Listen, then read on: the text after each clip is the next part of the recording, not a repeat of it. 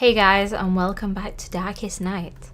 Today I'll be reading a story from unsettlingstories.com, Rotting Pumpkins. The farm near our house had a jack-o'-lantern pumpkin patch on Halloween. It was pretty cool to look at. A whole field filled with meticulously carved pumpkins with their grotesque faces glowing from the candlelight within. There was candy strewn about in little baggies, and kids of all ages visited either before or after they trick-or-treated to get some extra loot. We moved in across the street from that field a couple of years ago. At first, we loved the idea of the jack-o'-lantern patch. It looked quite haunting and really spoke to the Halloween spirit in me and my husband. But when Halloween was over, the farmer didn't take the jack-o'-lanterns away. He left them to rot. I assumed it was to fertilize the ground for whatever crop he'd plant in the spring. It made me sense he wouldn't want all of that organic material to go to waste. The problem was that they'd attract animals and bugs. In the unseasonably warm November we had last year, the smell of rotting gourds brought critters from far and wide to the field.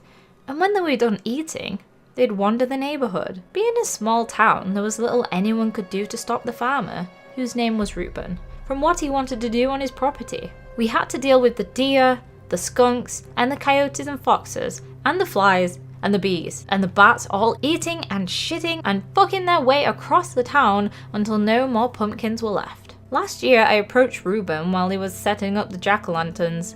He was a friendly guy, there was never any doubting that.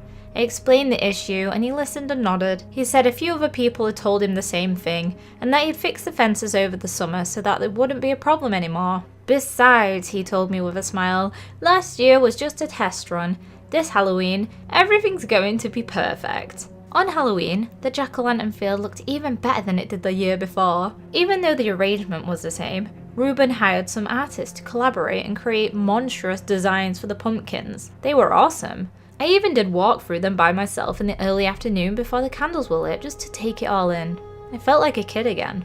As the evening was coming to a close, and we'd given out the majority of our candy to the neighbourhood children, we were getting ready to turn off the light and lock up when we heard sirens approaching. I looked outside and saw a procession of police cars and fire engines and ambulances all heading towards us. I stepped out into the porch and watched as they passed the house, and they took a sharp left into the driveway of Rubin's farmhouse. I sat on the steps with my husband and watched as the lights were flipped on, and the field was partially illuminated. "Oh my god," I whispered. In the harsh overhead lights, I saw bodies on the ground among the glowing jack-o'-lanterns. Small ones. Small costumed ones. Kids. "Oh my god," I repeated, louder and louder. Paramedics and rescue officials descended on the field and worked to resuscitate the little still bodies. One by one, they gave up. Parents were arriving in droves, and the sound of the wailing and hysteria filled the air. My husband and I held one another as little bodies with sheets over them were loaded into the ambulances. The next morning, it was all over the news. 32 children dead in an apparent poisoning. Rubin was arrested and questioned. He refused to speak to the investigators, and he was held without bail. Funerals were held and pumpkins began to rot. It was another unseasonably warm November, and on cue, insects began to discover the field. Clouds of flies drifted in and out, blanketing the field in a grey haze as they left their eggs in the pumpkin's softening flesh. In a few following days, toxicology reports on the autopsied children came back. Whatever had poisoned them was still unknown. They had exhibited all the outward signs of poisoning: cyanosis, hemorrhage, paralysis, etc., but no toxins were found in their bodies. Tissue samples were held for further testing, but the corpses were released to the families. 2 weeks later, the air was thick with flies and bees. We still hadn't had frost, and the things that crawled and flew feasted on the pulpy remains of the jack-o'-lanterns. From the house, I could see their deformed, hideous faces which no longer evoked a feeling of holiday fun. They were faces that mocked the dead. The incredibly warm autumn continued, 20 degrees above average, according to the weatherman. Flowers were blooming, and the cherry trees had blossomed a full 5 months ahead of time. The pumpkins were still there, but mostly formless, having succumbed to the rot and vermin. As the hot November slouched into December, the luckiest of us had started to forget about the tragedy that had befallen the town. But we still got reminders, especially on December 2nd when Rubin broke his silence. My cousin Ron works for the police department as a mechanic. He doesn't have any access to criminals or official information, but he talks to cops a lot. And the cops like to talk. Ron came over on the 2nd before any news had gotten out before what Rubin had said. It was clear he was uncomfortable. Liam and I sat and we listened while Ron relayed what his buddy had learnt from the detective. The Rubin I knew was nothing like the man being described by my cousin. He blanketed himself with cuts and scars of symbols and words. Every inch of his flesh was carved or mutilated in one way or another. Something he'd done with his fingernails over the course of the time while he was in jail. The detectives learnt that Rubin was ready to talk when he began to scream the names of each dead child. Just after midnight on the 2nd, he shouted each first, middle, and last name until his voice was hoarse. Detectives stood over the other side of the cell and transcribed what he said. They said they didn't understand most of it, but it was better than nothing. The main takeaway was the date and time. December 5th, 11 p.m. Nobody could figure out what he meant by it, so there was a lot of speculation. All the police could do was park a unit over by the farm overnight just in case he had something planned. On the 5th, I sat with Liam and Ron on the front porch and I stared at the black field in front of us. 11 p.m. came and nothing happened. We waited for a few minutes. I saw the cop across the street standing next to his car smoking a cigarette. As we were getting ready to go inside, I saw something flicker in the field. A tiny flame. Look, I told the others, pointed. They saw it too. More flickers came into view. Hey! I yelled to the cop, and I kept pointing at the field. The cop snuffed out his cigarette and walked around the barn to take a look. He got to the side of the field and then raised his radio to call for backup. As we watched, the flickers got more intense, as if they were coming from new candles that had finally started to properly burn their wicks after sputtering and threatening to go out. After only a couple of minutes, more police cars started to arrive. I got up and started to cross the street. I really needed to see what was going on. Don't, said Liam, as he grabbed my hand, but I shrugged him off, and I headed towards the fence. I heard Ron walking behind me. The police arrived and lit up the field with searchlights.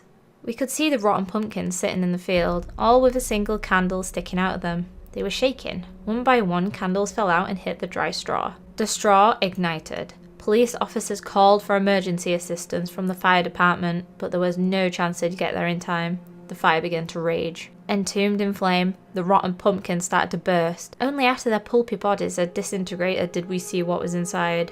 Oh my fucking god, Rotten half whispered, half prayed. In the place of each pumpkin, there was a small, human-shaped thing, sitting with its head down and its knees clutched to its chest. The heat intensified further and I backed up. But I still saw it all. One by one, the things rose on sturdy legs and stood erect. They were glowing, and soon they reached the size of the children who died. Their skin began to char, and they walked out of the flames, and they walked towards the police officers. Without any idea what to do, but terrified out of their minds, some began to shoot. The bullets did not stop them. Round after round, they tore through the fire-spawned children, exiting their backs and their legs and their heads in a geyser of gore. But they just walked forward.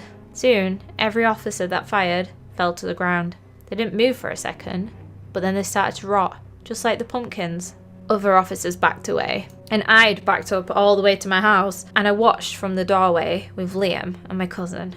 We were horrified. A procession of children walked down the street, followed by the police cars. Firefighters worked to put out the blazing field, and after a little while, they succeeded.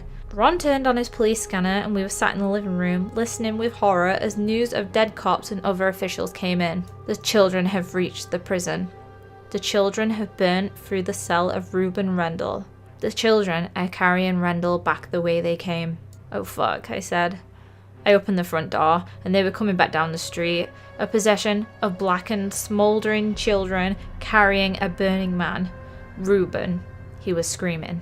It's almost done. It's almost finished. He screamed with peals of hysterical laughter as he burned. The children carried him to the field and placed him in the center. And then they placed themselves in the same spots as the pumpkins from which they'd emerged. Most had gone out, while some still glowed with a dull, red fire. Before Rubin burnt to death, he unleashed one final scream. Please accept this offering. Is this enough? Is this what you needed? See me through. See me through. There was no sound from him after that final word. nothing but the crackling of dying flames. The following days were a whirlwind of investigations, media visits, and speculation.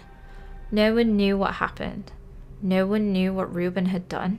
And for a while, it was still a mystery how the kids had been poisoned in the first place. A mystery, that is, until Jasmine McRae, the mother of a child who, fortunate enough to have been too sick to trick or treat, found a small letter in her son's toy chest. It read, "For a special night of Halloween fun, draw this little picture on a piece of paper and swallow it, and then come to Farmer Rubin's pumpkin patch to trick or treat. You will never want to leave." The picture was of an inverted star, a pentagram. Jasmine's son told her that Rubin had given them to kids at recess one day after he talked to the classes about what it was like to be a farmer. He came to them individually and made them promise to throw it away after they'd read it and not to tell their parents. Jasmine gave the letter to the police and then told the media. While the superstitious residents of the town took that as an answer to what happened, skeptics like myself couldn't believe it. Even after what I'd seen, I couldn't believe something supernatural had occurred. But then the photographs came. The aerial photographs from the news helicopter the day after the Holocaust at the field. Clearly marked in carbon and ash was the shape of a pentagram. The exact shape the pumpkins had been arranged in. No one had even noticed it from the ground. And at the center of the pentagram, where Rubin had screamed his final pleading prayer, 4 words were burnt into the dirt. The answer to the old farmer's prayers. Not enough. Never enough.